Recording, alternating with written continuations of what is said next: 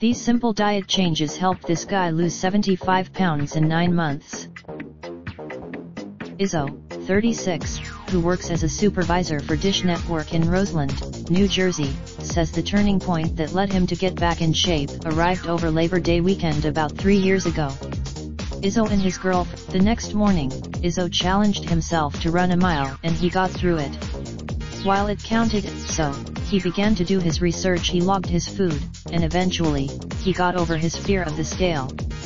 He also joined it. Then he turned back to his diet, distilling his eating habits down to some healthy, no-frills basics.